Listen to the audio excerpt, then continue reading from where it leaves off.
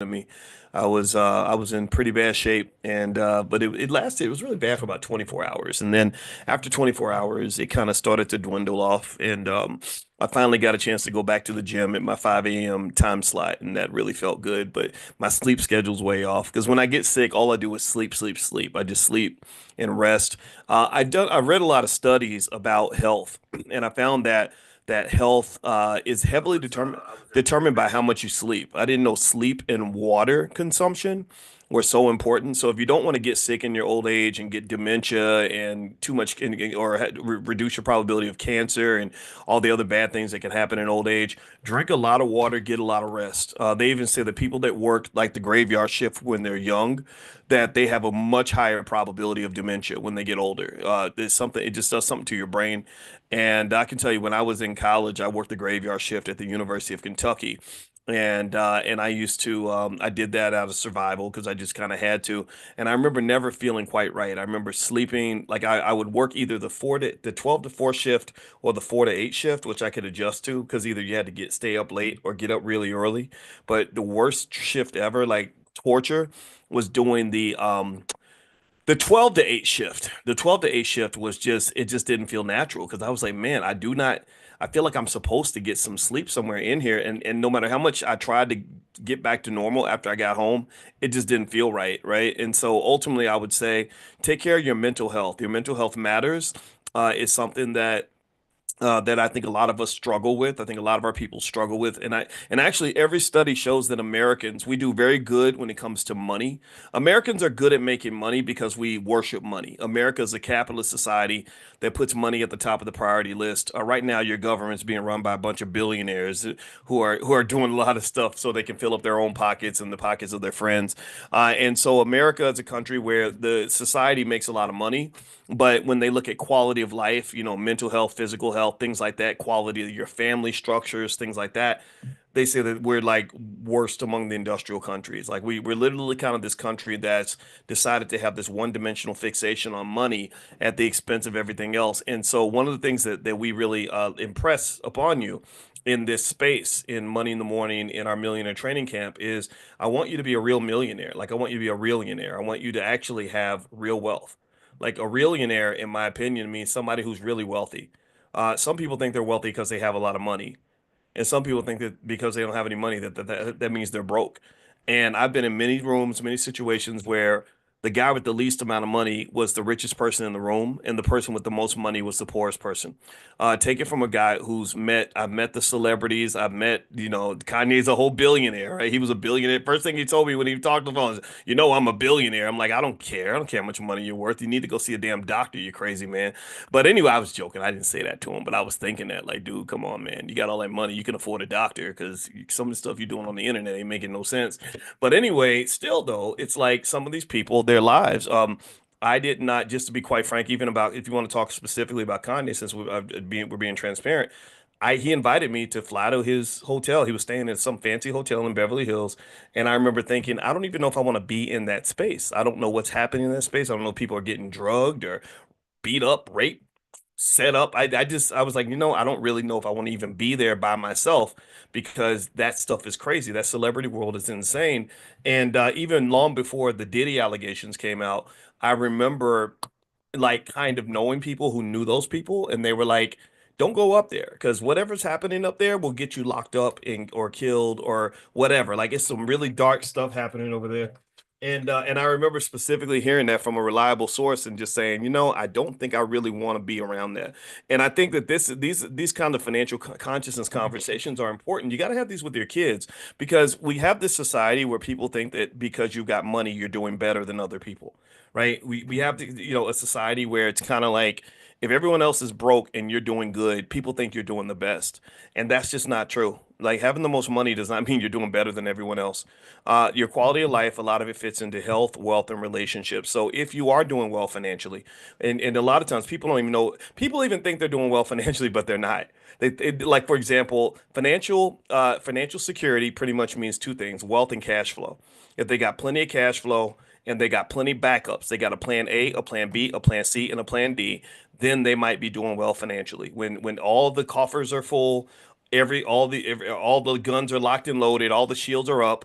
right? Somebody can't just take their little black job and put them in the poorhouse. Somebody can't just cut the DEI program and take away your take away your check. Somebody can't just decide that they don't want to do the government grant anymore, and next thing you know, your organization falls. Somebody can't just come along and decide that corporate isn't hiring people in your department anymore, and then have you screwed. People that are financially secure have to have a lot of different ways to solve financial problems, and that's one element of financial consciousness that I think gets overlooked. Also, all money ain't good money. Sometimes getting next to like Jeffrey Epstein. Remember Jeffrey Epstein? Jeffrey Epstein was a guy who understood that for Americans, financial consciousness is very low. Jeffrey Epstein played an easy formula. It was kind of similar to what they might say Diddy did. He knew that if he's a billionaire, everyone's going to want to be around him. Everybody wants to be his friend. Every woman wants to sleep with him. Every guy wants to be his buddy. People want to take pictures with him, right? He knew that. And I believe he was Israeli intelligence. I believe he was a spy, and I believe that he was using his wealth and his influence to get access to people and things. He wanted to get inside institutions. He wanted, like Harvard was one that fell for it because they'll get close to anybody who can write a big enough check. And he made a lot of celebrity friends, and then next thing you know, they're all distancing themselves, right? Because everybody wanted to be next to the rich guy. And I can just tell you, it's not that that everybody can't get caught at some point, or that you might not make a mistake. But I think a little financial consciousness kind of helps you say, okay, I see you have money, but how did you make your money? Where'd all that money come from? Why are you just walking around just paid and balling like that? You're not even that smart. Who's paying the bills, right? I think asking questions like that helps you understand economics a lot better too. Usually when you know who's paying the bills, you know why certain things are getting done. Like if you want to know why politicians do stupid things that don't even support the American people, well, just find out who's paying the bills, who's funding them, who's making the donations. That'll tell you everything. Because the voters, they show as hell ain't working for the voters. Why would they work for the voters? You're not their backer. You're the commodity. You understand? You're traded. They trade us like cattle. They get in the back room and they say, I'll give you another $10 million so you can go recruit more voters if you make sure that this bill gets passed. So they say, okay, I'll get this bill passed as soon as I'm elected. Just write me the $10 million check so I can get all these suckers to come vote for me because I'm going to say something about trans people, or I'm going to say something about putting the Bible back in school, or something that's not going to have any impact, not any real economic impact on anybody's lives that's voting for me, but it's going to have a huge economic impact on you because you're about to get that $10 billion government contract. You understand? So there's a money game, and then there's like another game, right? So just be thoughtful about that. Those are my thoughts. That's what's on my mind today. All right. So what I wanted to do today is I wanted to answer some questions. In terms of stuff going on in the Black Business School.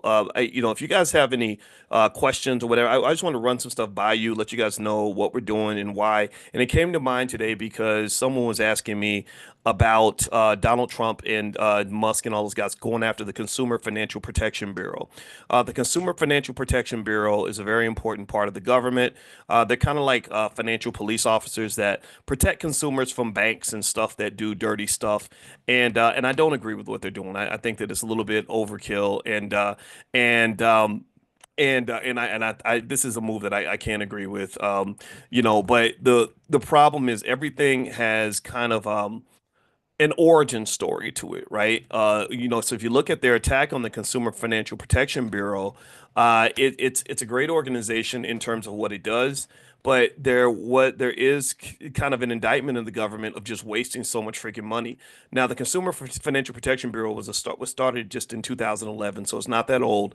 It came out of the mortgage crisis back in '07, '08. They created something called the Dodd-Frank Wall Street Reforming Consumer Protection Act, right? And basically, what they do is they regulate financial institutions. They oversee a lot of banks and credit unions, things like that, which is necessary. They enforce consumer protection laws like the Truth in Lending Act, Fair Debt Collection Practices Act, things like that. They handle consumer complaints. If consumers complain about a lender or something, then they'll deal with that. And they educate consumers on financial education tools, reports, etc. They have stuff like that. And also they sort of supervise risky practices, like they monitor like predatory lending, hidden fees, discriminatory practices, etc. Because here's the deal. Look, banks will always be looking for sneaky ways to get you to sacrifice your future so you can have something today. That's what they do. They live off of instant gratification. They eat instant gratification the way a zombie eats dead bodies. That's what they do. They look at you and they say, "Are you financially desperate? Are you financially insecure? Are you greedy? Are you hungry? Do you want it now? Are you impatient? We can make things better for you." That's what they do. They say we can make it better for you. Just sign on the dotted line. It's a Diddy deal with the devil. That's what it is. And they're like, come on, girl, just sign. All you got to do is just sign right here. And see, because the thing about debt is debt feels like freedom when you first sign. It feels like freedom. It's a drug. It feels like freedom because in the moment you sign the piece of paper, and you got $10,000 to go shopping with. You can go on vacation. You can get that card you wanted. You get to be fly now. You get to drive around in something nice. Anybody ever had that feeling, right? And then what you don't realize is that the future you is screaming like, please don't do it. Don't do it. No, it's a Diddy party. Don't do it, girl, please. But it doesn't matter because in the moment, you're all these emotions are going off, and we're signing pretty much everything. So banks, they use hidden fees. They have fine print. They have all kinds of stuff to seduce you into making these financial decisions. Predatory lending would fall in that category as well. And it gets to the point where they are going to come get you, right? And so I do think that we need a Consumer Financial Protection Bureau, 100%. I think that where they put themselves into trouble though, and drew this scrutiny is because the government spending has gotten out of control. The deficit is insane. The government debt is ridiculous. It's both the Democrats and Republicans' fault. If you look back in history, the Republicans supported Reaganomics, where they pretty much cut the government revenue substantially. The Bush tax cuts cut government revenue because they stopped really taxing rich people the way that they should and investors the way that they should. And but then the war in Iraq was insane. That put us deep in debt. And then after that, we had the pandemic where we overspent dealing with the pandemic. They could have really not spent. They could have really got us through the pandemic. I don't know how many trillions they spent getting us through the pandemic. They probably could have got us through that pandemic for $50 billion. Most of that spending was so unnecessary. It was poorly targeted. And it was basically a reminder of something Rahm Emanuel once said when he said, you never waste a good crisis, right? So, because in a crisis, people freak out, people are nervous, so they trust their leaders and let the leaders do whatever. And your leaders pretty much just went insane in the government. They went. I mean, since we were running with the Diddy party analogy, they had a Diddy party on the government finances. That's what they did. And so really, if you want me to believe that what Trump and Musk are doing, that this is the first time in history this has ever happened. That's not true. I believe the last administration did the same thing during the pandemic. They wrote a $15 million check to Harvard that Harvard sent back. Harvard was like, we don't need the money. Why did you send us $15 million when there are people who really need the money? They're like, well, because you're rich like us. Here, we're giving money out to our rich friends. And they weren't keeping track of the money. And now they're clawing it back and they're prosecuting people for overspending the pandemic funds. Well, the problem is, why was it so easy to get in the first place? Why did you leave the government coffers open for people to walk in and take money? I mean, really, it's like that's like me telling kids like I put Halloween candy out and I put a little sign that says only take one piece, and then one kid takes three pieces because I'm not watching, and then I pull out a gun and shoot the 8-year-old in my front yard. Like come on, man. I could have at least done something to not entice the kid. I seduced that little kid into getting the candy. Now I'm done killed the 8-year-old. That will make me a terrible person, right? So basically, that's what I see when I see these prosecutions happening. I think that don't get me wrong, they did break the law, but you literally let the cookie jar just lay out there wide open, and you pretty much let anybody come up and fill out a piece of paper and get a big loan. They did the same thing during the mortgage crisis back in 2007. That's why you had the crisis, because people were getting loans in the names of their dogs. Or you'd have a waitress that's making, 20,000 a year getting a mortgage on a $400,000 house. Why is she living in a $400,000 house? She deserves it. She works hard for the money, but she ain't got the money to pay that mortgage. But they were doing that, right? So this really is what they do in terms of government. This deficit, this debt has grown under Democratic administrations. This deficit has grown under Republican administrations. And I know that people have their sides, and people are like, oh, Trump is bad, or Biden is terrible. And I get all that, right? That's fine. I'm just going to tell you, I don't believe that civil war has ever benefited black people. If you look at black wealth and you look at where black wealth goes down under Democratic administrations, black wealth goes down under Republican administrations. If you look at black families, they're destabilizing under Democratic administrations. They're destabilizing under Republican administrations. If you look at quality of life, tell me one area. Look at education. Look at these kids in the schools. These kids in school can't read. They can't read when there's a Republican in office. They can't read when there's a Democrat in office. A lot of the cities like Chicago are 100% Democrat. And I can tell you there's about 42 schools in the city of Chicago that are mostly black and brown, where the children cannot read. So when people come up to me and they say, "Oh, you're a Trump supporter," or "Oh, you're a Biden supporter," I say, or they call me a Trump supporter, I say, "Well, that's just as offensive as calling me a Biden supporter." They call me a Biden supporter, I say, "Well, that's like calling me a Trump supporter." I'm neither one. I'm a black supporter. I'm black first. And the reality is that I think that that's the solution. You don't have to agree with me. No one has to agree, right? And I know people want to fight about this. And what's interesting to me is that I've seen black people who will fight harder over Democrat Republican stuff than they'll fight for their own damn community. They'll fight harder for Biden than they'll fight for their own damn kids. They'll fight harder for Trump than they'll fight for wealth for the next generation. They'll fight harder over politics than they'll fight to clean up their own damn community.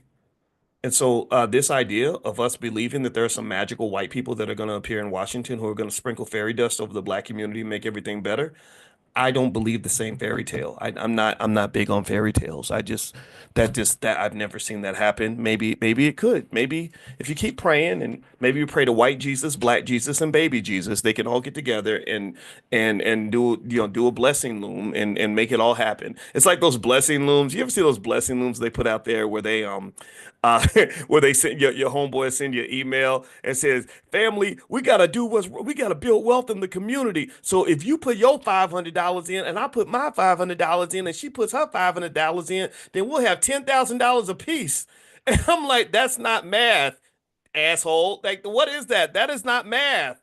That is lying. That you're lying. You can't 500 plus 500 plus 500 does not equal 30,000. Who told you that?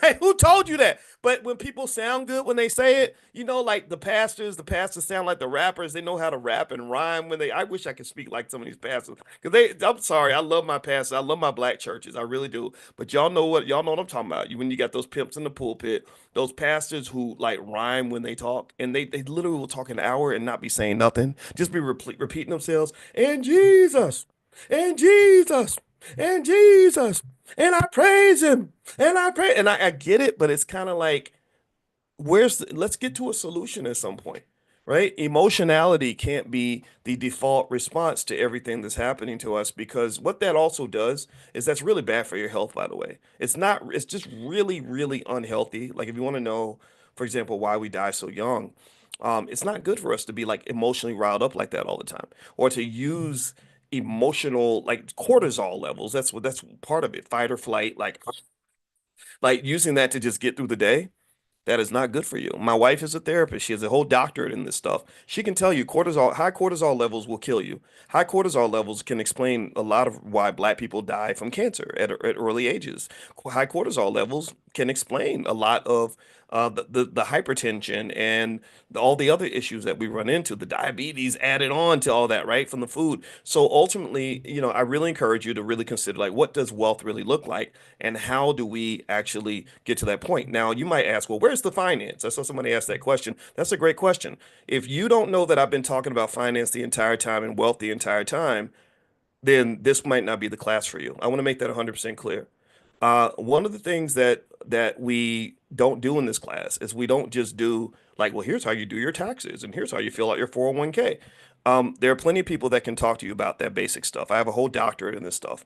And one of the things I can tell you is that if you don't understand the psychology and the sociology behind your economics, then you will never understand your economics. The number one thing you must understand about being broke is you first got to understand why you're broke. See, a lot of people are like, I don't want to be broke anymore. It's like, well, why are you broke? I don't know. Like, well, I'm dying and I'm sick and I want to be healthy. Well, how did you get unhealthy? I don't know. It just happened. So, so you're playing basketball and you think you're on a football field because it's hard to dribble a basketball on a football field, right? You do know that, right? And you're dunking the basketball in the end zone and it's the wrong end zone. So you're trying to get me to show you how to play basketball, but you're showing up in a soccer uniform on a football field and you're playing the rules of tennis and wondering why you're not winning NBA championships. So what you got to understand is that your economic security is like a house. And a lot of people think about it like shopping for a house, right? A lot of people might go in. You ever see somebody shop for a house and they don't understand the basics? Like like real estate's complex. Like I respect my real estate agents like Constance Carter, people that have that skill because they understand that buying a house can be deep. You can really lose a lot of money that way, right? There's all these inspections that have to happen. Like literally, you can even buy a house and not even be buying it from the right person. You have to do the title, the check on the title and the deeds and all this other stuff. Make sure that the person selling it to you actually owns it. You got to do all kinds of research on the foundation. You might have termites eating through the basement. You have all these issues, right? That requires a complete full inspection before you buy the house. But then you have some people who just say, "Oh, I want that house. It looks good." They don't care about the inspections. They don't care about the detail stuff. They don't care about the title search. They don't care about any of that.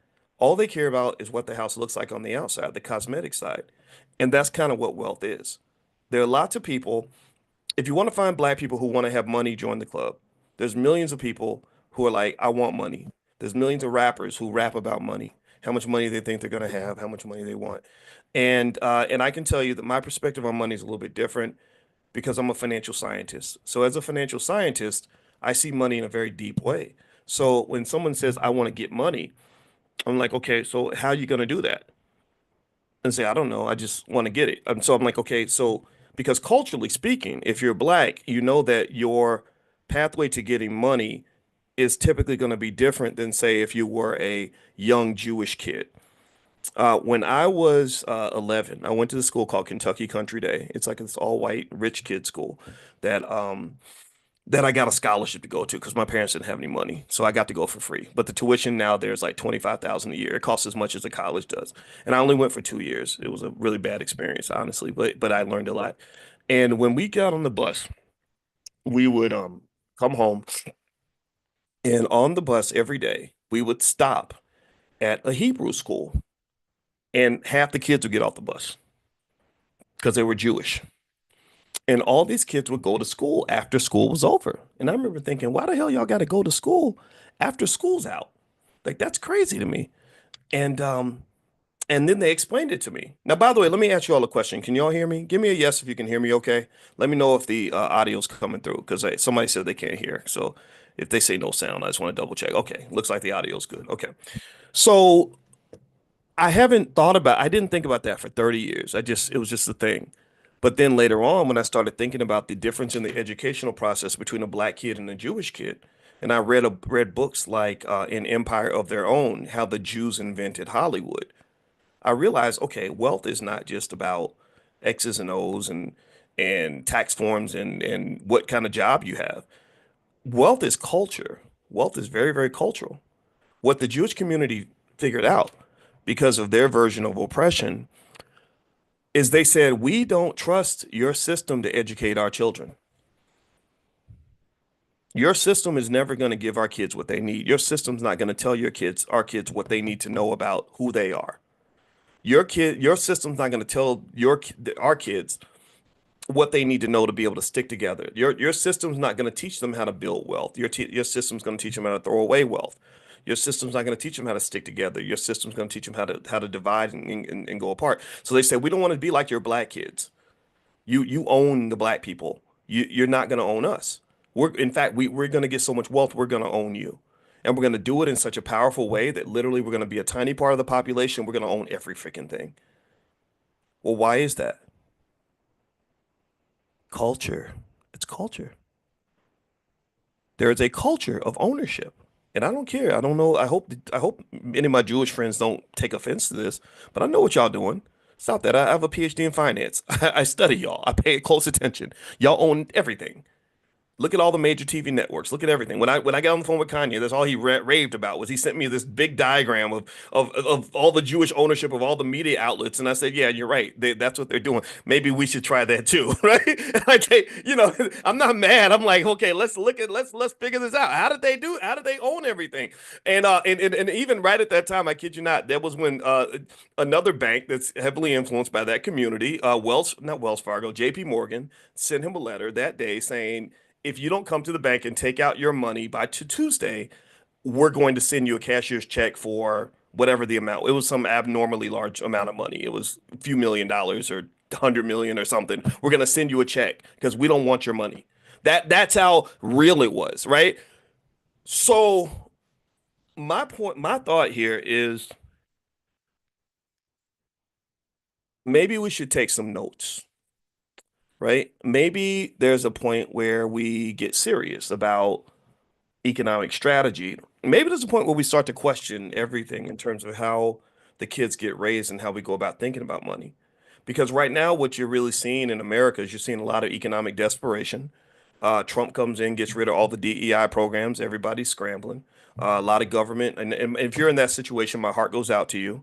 So you're scrambling because the DEI program got cut at the corporation, so they used to fund your programs, or that was your job, and now the job's not there. Maybe the office that you work on in the government is gone. I had a friend who told me about that. She said, "Yeah, we went into the office and they told everybody that our jobs might not be there, and so it's tough. It's really hard." But one of the things that I do believe to the core of my soul, I don't believe this, I know this for a fact, is that if you prepare in advance, if you give your children the psychology of money at an early age, the psychology of wealth and financial security at an early age, they are less vulnerable to those economic shocks than people who just go around willy-nilly like there's nothing wrong, like everything's okay. Um, I think that being black is very risky. I do. I think that being black is more risky than being white. I think being black is more risky than being Jewish. I think being black is more risky than being an immigrant. I really do. And so when you're in a risky situation, you only make it worse if you engage in risky behavior. Because what you're doing is you're adding risk on top of risk. It's like eating a ham sandwich and putting pork bellies on top of your ham sandwich and putting it between two pieces of a donut, right? You're just adding nastiness on top of nastiness. You're on, getting more and more unhealthy as the sandwich gets bigger. So this big risk sandwich that we have, I think, requires us to sort of examine the culture and sort of ask, like, what is it that makes the people in the most risky situation in America engage in the riskiest financial behavior that there is? Because if you live paycheck to paycheck, you're engaging in financially risky behavior. If you are never willing to sacrifice to maintain a relationship with a person that can help provide financial security with you, because maybe all the men you meet aren't tall enough, or all the women aren't good and cute enough, or whatever, because or marriage is going to hold you down or block you from a great sex life, whatever. Then that's kind of risky behavior because you're paying for everything by yourself. If you are so traumatized that and you've never taken the time to heal from trauma to get along with others, so you can form groups to work together, so you can pay bills together and accomplish financial goals together, then that's risky behavior. If you don't have savings, that's risky behavior. If you don't have any investments, that's risky behavior. If you own no real estate, that's risky behavior. If you never learn to start a business, that's risky behavior. Because what that means is that the very same Caucasian that angers you, stresses you out, that oppresses you, is the very same person that you are solely dependent upon to provide you and the people you love with financial security. And that is simple. It's very logical. I don't think there's anything incorrect about what I just said. And what you're seeing when you're seeing all the chaos right now, for example, the chaos with Trump and everything else, it comes from the fact that as much as we claim to sort of be fighting against racism against white people, we really admire them a lot. We really admire them. We like them. We trust them. We value their opinions. We want them to like us. We want to be accepted. And I'm not in that group with you. I'm not. I don't dislike white people. Don't get me wrong. I don't hate my white friends, but I don't look at any of them and for 1 second and think, gosh, I really hope you can take care of me and my family. I can't, I don't feel that. I don't look at Donald Trump and say, gosh, he's a good guy. I hope he hooks me up.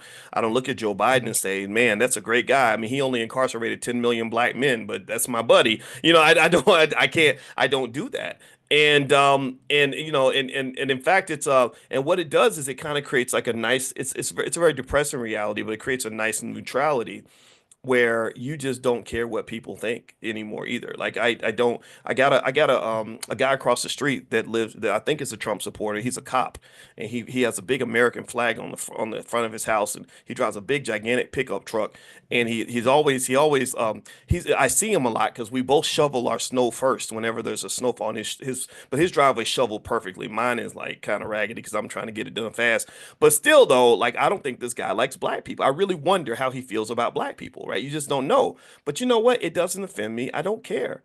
Because you got your family, I got mine. You got your house, I got mine. You live across the street, I live over here. Why do I care what you think about me? So if you ran up to me and you're like, I heard he's a racist. I heard he's a racist. I'd be like, I don't care. Look, I got a Black Panther behind me every time I talk. So I'm sure people would say all kinds of stuff about me too. I love being black. I'm proud of being black. I think that blackness gives us everything that we need when it comes to our strength, our economics, our everything. Like we have we're almost at 1.8 trillion in spending power now. What we don't need anything else. We've got everything that we need. We're the most talented people in the world. I talked about the Super Bowl. The Super Bowl runs on black people. The Super Bowl, the biggest investors in the Super Bowl are black people. We are. The Super Bowl was as black as it gets. You have black people on the stage. You have black people on the field. Jalen Hurts is black. The quarterback Patrick Mahomes is pretty black. And then you had all these other black people making catches and runs and everything. So it's crazy though, because if you looked in the owner's box, and we talked about this, that's where there aren't that many black people. And if you look at who's cashing the biggest checks from that event, it ain't black people, right? So what you really see when you watch the Super Bowl is what you're really looking at is something that you could have seen on any plantation in 1708. On any plantation in 1708, and I mentioned this before, so forgive me if I'm telling you this again for the second, but I want to make sure this point gets hammered home. If you go to any plantation in 1708, I'm sure there was some festival or something where they would have Negroes on the field playing some game where they're cracking their heads against each other, beating each other half to death for the entertainment of white folks, with maybe some entertainment in between, some dancing, dancing people in between, dancing and singing, right? Like a halftime show in a way. And then, some slave masters sitting on the porch with mint juleps who invited their friends over, and they're admiring the Negroes. Like, wow, that boy sure can sing. That girl sure can, she sure is strong. That boy really does run fast. Ooh, I think that boy is gonna kill that other boy, right? Just stuff like that, right? So ultimately, if you, I mean, the plantation mentality is pretty consistent and it hasn't changed very much. And the only way it changes is if you have enough economic consciousness to understand the structure of it and to say, I want to position myself in a different place in this institution because it's institutionalized. I'm fully convinced that no matter how much I say, the majority of our people will want to be kind of on that bottom rung. I'm just convinced of that. I offend too many people. I'm not the guy who can get a message to every single black person in America. There's too many people they can't relate to me, and it's okay because I don't care. But what I can say is that it's really a mosquito in the jar kind of thing, where you talk about mosquitoes in the jar and how they have the lid on the jar and they can't get out, and then you take the lid off and the mosquitoes stay inside the jar.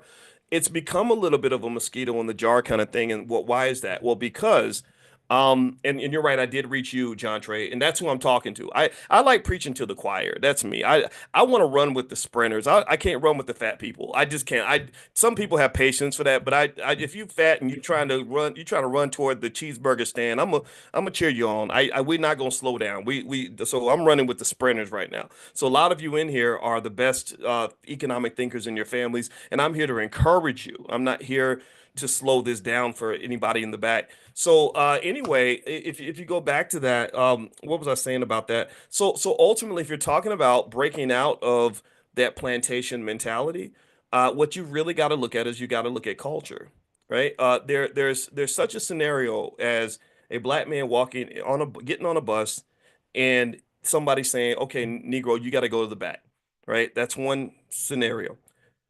But there's another scenario that eventually evolves where the black man gets on the bus and he walks to the back without being asked, right? And so the question is, which scenario are we in? Are we in a scenario where we're being told to go to the back of the bus? Or are we in a scenario where we want it, we just walk right to the back? Because I can tell you this, I met a lot of really interesting white people in my life, but I've never once met a white man who told me that I wasn't allowed to read a book. I've never met a white man who told me I couldn't start a business.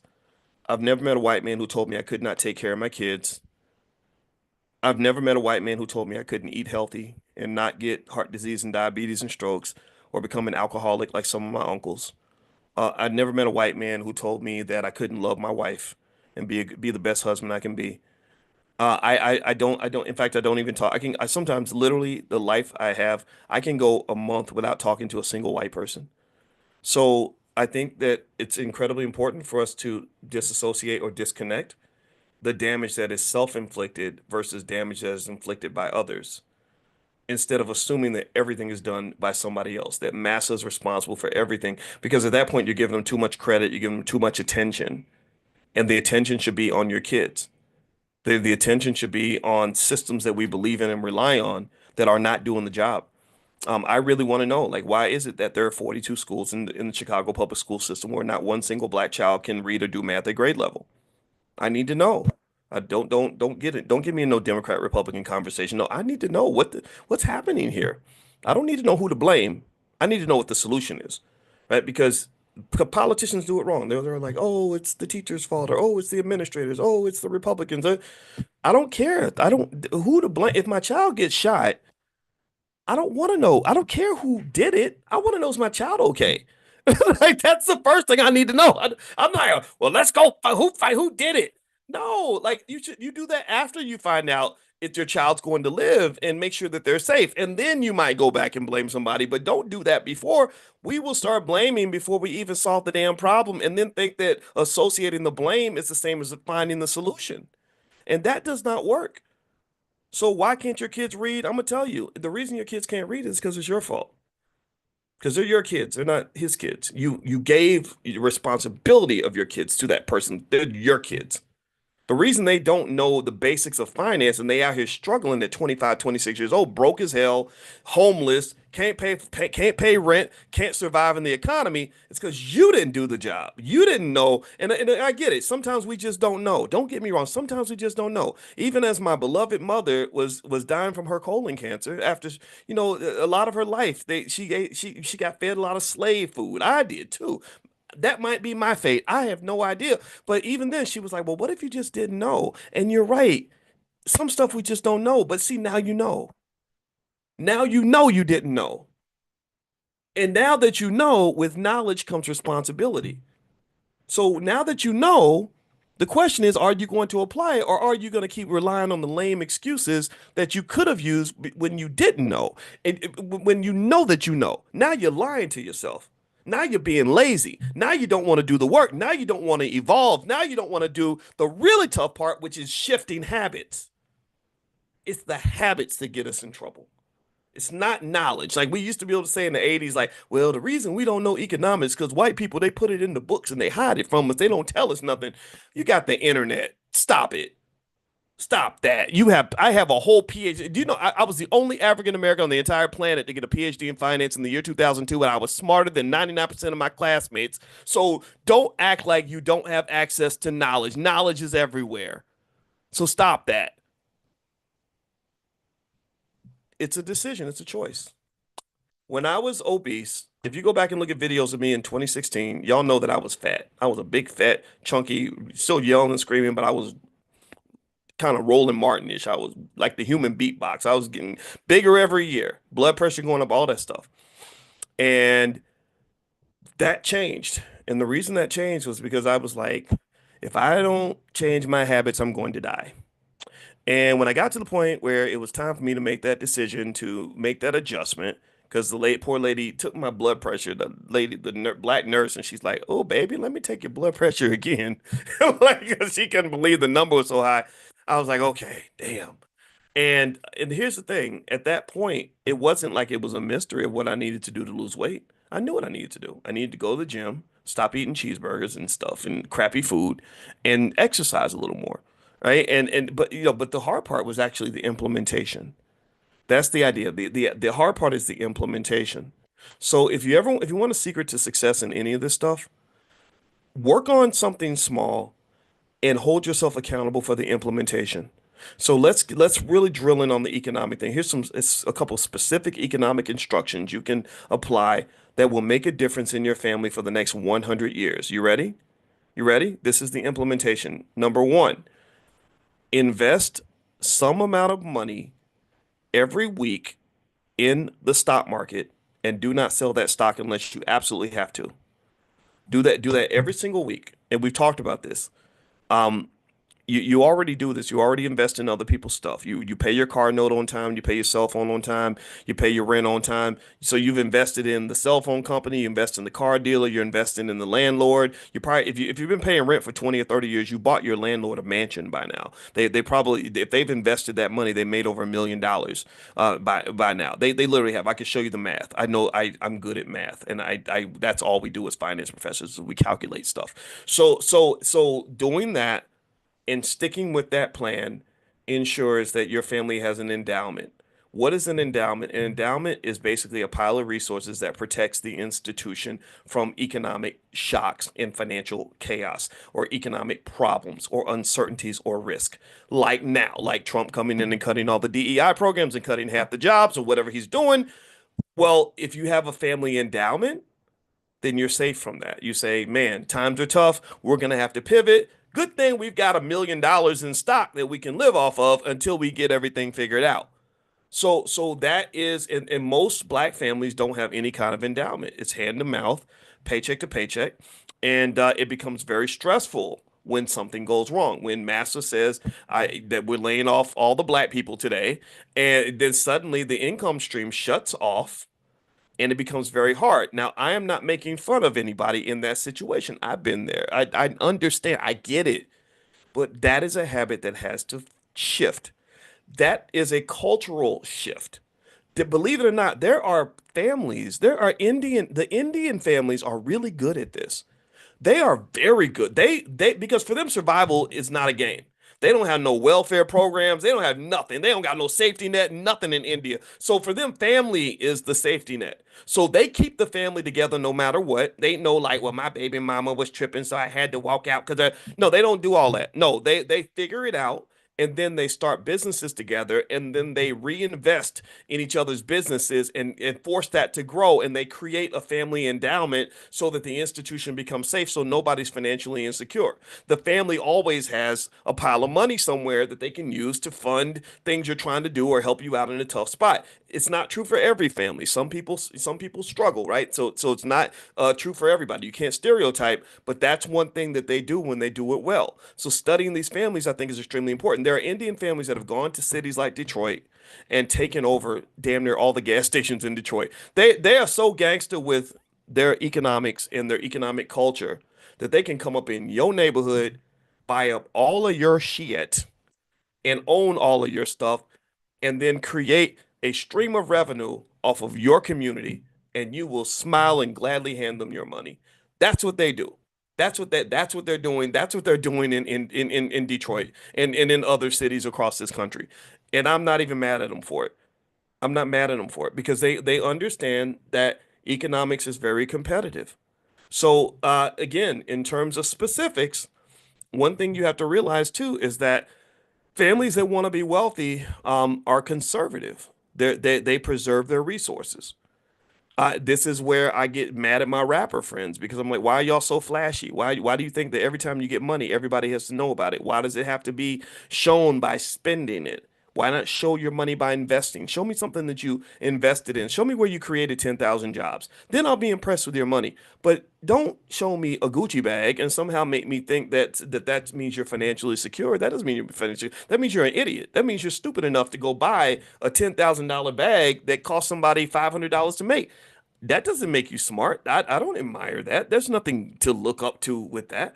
So ultimately, when you're talking about culture, A wealthy culture is one built around wealth preservation because financially conservative, I'm not talking about socially conservative, but financially conservative cultures are into sturdiness. They develop consistency. Like corporations tend to be somewhat conservative financially because they want to maintain the structure and the consistency of the institution.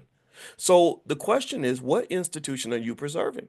And I'd say that your family is a great place to start. So do that thing that I mentioned before, pick some stock every week, go in there, buy, SPY, VOO, Victor, Oscar, Oscar. Those are great funds to start with. You could literally invest in those two funds for the rest of your life and execute the plan with complete precision. And the other thing I would encourage you to do is don't get cheap when it comes to your future. You got generous when it came to paying the car note. You got generous when it came to paying the cell phone bill. You're generous when you're paying the landlord. So be generous when it comes to you. Be generous when it comes to your family. Be generous when it comes to preparing for the battles that are not yet fought. Be generous when it comes to getting your family ready financially. If you do that over 30 years, if a person invests about $150 a month or something like that, their family's sitting on $250,000. You're not poor anymore. If you do the same as a lot of people spend on their car notes, $600, then you're talking about $1 million. You got $1 million family in less than a generation, and you do it just by being consistent. So VOO, Victor Oscar Oscar, SPY. If you want to see something, see it in action, feel free to go to blackwealthmasterplan.com. That's blackwealthmasterplan.com. Or if you also want to join us later on today, we're going to do the Black Stock Market Club. That happens at noon today. So if you'd like to join us in the stock market, the stock market club, then go to drboystockmarket.com. You can do a 30-day free trial, or you can switch out the code and get 80% off if you want to sign up for the year. Go the regular annual fee is like $12.99, but you can sign up for like $2.99 or $1.99. I $2.99, something like that. It's 80% off. So anyway, the code is morning 2025. Morning 2025, all one word. So drboystockmarket.com, morning 2025. If somebody could type that in the chat, I appreciate it. Now, if you don't have 30 years, Yvette, that's a great question. That leads me to another question. The question I would ask you is, why do you not care about anyone but yourself? That's the question I would ask. If you're thinking like, well, I'm 70 years old, I don't have 30 years. Maybe you don't, maybe you do. I hope you do, but let's say that you don't. Um, I would ask that question. I would say, well, why do you act like the world's going to stop spinning after you're gone? Why do you act like your loved ones aren't going to need resources? Is there no one that's going to be here after you're gone that you care about? Do you think racism's going to go away? You think financial anxiety is going to go away? It's probably going to get worse.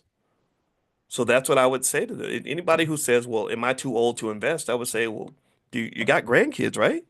You know your grandkids are going to need money. Do you love them? Do you love them? Because if you love them, the best thing to do, one of the best things you can do, is to feed them and give them some money, right? Like that's probably the best way to, a couple of really great ways to show love to the grandbabies, right? So.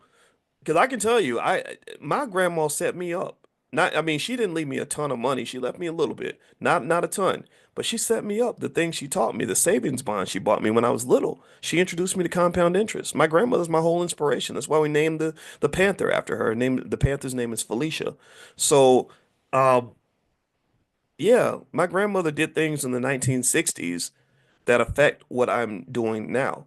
And if my grandmother had known what you all know, then what other thing my grandmother would have done is she would have put aside a little bit of money, the same way she was giving 10% to the pastor.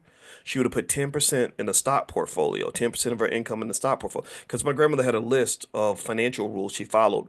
And one of them was from her mother, Grandma Marilda, where she would say, you give 10% to the Lord and 10% for your savings and something else, right? And I think that if she knew what you all know now, she would have took 10% and put it into the stock market. And I can guarantee you that if my grandmother had put 10% of her income in the stock market since the 1940s, our family would have millions of dollars more right now. Like millions, I'm not kidding, millions of dollars. Warren Buffett bought $142 worth of stock in 1940 something, maybe it's 42. That stock is now worth about $650,000. And that was one investment. And by the year 2030, it'll be worth, I think, $6 million because that's what compound interest does. So if you want to leave a gift and a legacy for the kids and grandkids, leave them the gift of compound interest because only you can do it.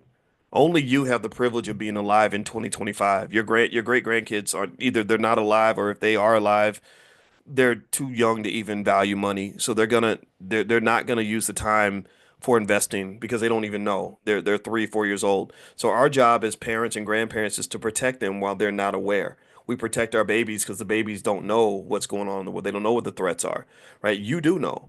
So you got the opportunity now. The decisions that you make or don't make are going to affect them. If you don't make a decision to make their life better in the future, then their life won't be better, and they're going to go through a lot of pain because of a lack of preparation. Because they're still going to be black. America's still going to be what it is. After Donald Trump is dead, his son Barron is going to take over. He's going to be just like his dad.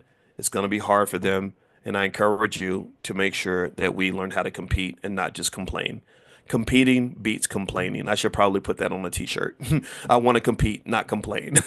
Or competing over complaining. Yeah, there we go. Like they have assets over liabilities or earn your leisure. I should get competing over complaining. I think I'm gonna make that into a shirt because that drives me crazy. I'm a mathematician, right? And we never solved a math problem by complaining about it. Come on now, that's crazy. All right. So anyway, yeah. So if you want to join us this afternoon for the stock market club, I'm going to give you some stocks that I like, and we'll talk about what's going on with the market. So, if you want to join, just go to drboycestockmarket.com, drboycestockmarket.com, and that code to get 80% off is morning 2025, all one word. It's a special code for you guys, so feel free to use that. And also, if you're interested in the relationship stuff, I told you relationships linked to wealth. That's why we created the first ever Black financial therapy department in the Black Business School with my wife Alicia, who is a PhD level therapist, and also she is a full professor of social work, and she knows lots of therapist friends, and they're doing something called the Black Love Weekend this weekend coming up, and it's literally going to be just literally a gathering, like a big conference online of Black, highly educated, high octane therapists that can really help you heal, fix things. So that you can have healthy families again, start talking to your cousin again, work through your relationship issues with your spouse, get along with your kids, have better sex. Like they're covering everything. They're literally covering everything. So anyway, if you guys want to join, you can go to theblackloveweekend.com. It's going to be Valentine's Day weekend, Saturday morning and Sunday morning. They're 100% serious. They've been planning this for months. I think you guys are going to love it. So feel free to go to theblackloveweekend.com. And her website also is coachingwithdralicia.com. That's coachingwithdralicia.com. She's good at what she does. I'm gonna bring my wife in class so you can kind of hear from her directly. But the partnership that we have that I really appreciate is that she really got me thinking about how family structure is so connected to wealth. If you look at most communities that have wealth, ain't no community on the planet that's wealthy that has as many broken families as black people. So if you really want to understand where probably $10 trillion of black wealth went, why it went out the window, just look at our families. Look at how many baby mama, baby daddy situations we have. Look at how many families there are where you can't talk to your sibling because they smoking crack, or somebody done did something crazy. Some sister sleeping with her sister's husband, or just crazy crap. Like just stuff that you can't build around. You can't build around that, and that creates a lot of pain, a lot of trauma, and trauma is really fascinating because trauma. I didn't know this, but she got a certification in trauma because she's really into this stuff. She explained to me how trauma kills you. Trauma destroys your body. It causes the cancer. It causes the heart disease and the all these other things. So I would encourage you to look into that, because it's hard for a traumatized person to navigate the world and make logical, smart long-term decisions. Trauma responses to things, like if you operate in constant fear, anxiety, overreaction, like no, like if you're living like that, you're gonna make a lot of mistakes, not just in your relationships and in choices, but also in your wealth, because a traumatized person can't really do well in the stock market. When they freak out, they sell everything. And so black people lost over $1 trillion in the 2007, 2008 crash because when the stock market started crashing, we were selling like crazy. We were running for the hills. And experienced investors were like, sure, I'll buy your stock from you. This is where white people tricked us again, right? So that's what we say. They tricked us again. But what they did was they said, well, this too shall pass. Because anybody like, and this is something I was trying to explain back then. I didn't have a lot of people that listened to me. Back in '08, so '07, '08, it was really hard to get urban radio stations to even talk about investing because they were like, well, black people don't want to invest. They don't want to hear about that stuff, doc. And I was like, but I think that they do. I think that we need to talk about money in our community. So back then, nobody talked about it. Now, a lot of people do. Back then, nobody would. But I remember at that time, I was like, no, the data says that when the market goes down, that's an opportunity. There's never been a time where the stock market has ever crashed and it didn't recover. All you got to do is wait, hold your nose, close your eyes, and just wait. Keep investing, keep being consistent. And what happened was the people that did that, they made so much money. They made so much money because think about this. You have a stock that's $100. The price drops to 60. You're buying at 60, it goes back to 100, and then it goes to 200. So you just made a whole lot of money. You made more money than all your friends who are going to work every day because they were tricked into believing that the best way to make money is to get up and break your back and stress out of the job and spend all this time away from your kids. And that's the trick of capitalism. That is the trick of capitalism. Don't fall for the trick. Don't fall for the rope a dope. It's gonna get you. So anyway, that's it. I'm done. Thank you guys for listening. I appreciate you. And by the way, also Alicia has a text number. If you want to get stuff from her, you can text the word love to 87948. So text love to 87948. And because she also does mental health Mondays and she does something a book club on Sunday. So she's deeply involved in stuff, and I want to support my wife because I love her. All right. So anyway, have a good day, everybody. God bless you. I'll see you all soon. Take care now, and thank you for tolerating my rant. It was